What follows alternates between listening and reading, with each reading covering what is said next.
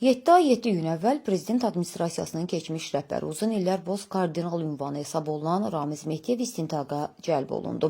Bundan sonra illərlə onun və ətrafının, xüsusilə kürəkəni vurub yıxan əli olan keçmiş deputat İlham Əliyevin adına bağlı çeşidli qanunsuzluqların ardıcıllığına böyük ümidlər vardı.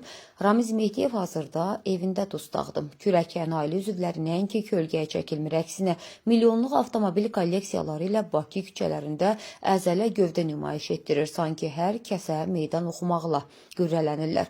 Bu günlərdə sosial şəbəkələrdə yayılan İlham və oğlu Hikmət Əliyevlərin Bakı küçələrində hərəkət edən avtomobillərinin fotoları sadə bir həyat tərzinə ironiyadır, ağlasığmaz bir dəbdəbədən xəbər verir. Maraqlıdır ki, bu avtomobillərin demək olar ki, hamısı vahid bir seriya xəttinə 040 nömrə nişanına bağlanıb. Siyahı kifayət qədər zəngindir və hər birinin qiyməti 100 minlərlə manatla ölçülür. Təkcə bu maşınların bazar dəyəri milyonlarla manat təşkil edir. Keçmiş bir deputatın və onun gənc övladının bu dərəcədə nəhəng maliyyə resurslarına sahib olması hansı legal biznesin nəticəsidir. Bu resurslar uzun illər boyu sahibkarlar və dövlətin büdcəsindən müxtəlif yollarla mənimsənilən vəsaitlərin kiçik bir təzahürü deyil. Fotoşəkillərdə görünən cəmi avtomobilin ümumi dəyəri minimum 2,5 milyon, 3 milyon manat, təxminən 1,5-1,8 milyon dollar arasındadır.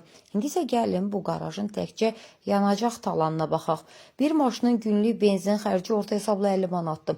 Bu halda 6 maşının ümumi günlük benzin xərci 300 manat, aylıq benzin xərci isə 9000 manat, illik təkcə benzin xərci 108.000 manatdır.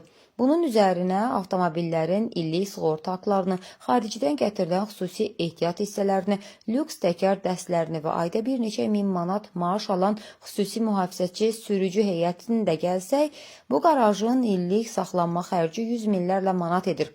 Azərbaycanda minlərlə ailənin aylıq dolanışıq büdcəsi minimum əmək haqqı 400 manatdır. Bu, oliqarx övladının cəmi bir neçə günlük benzin puluna bərabərdir. Ramiz Mehdiyevin dövlət idarəçiliyində olduğu 10 illiklər ərzində formalaşan bu kölgə iqtisadiyyatının və qanunsuz varlanmanın bariz nümunəsi olan 040 kolleksiyası sadə bir avtomobil sevdası deyil.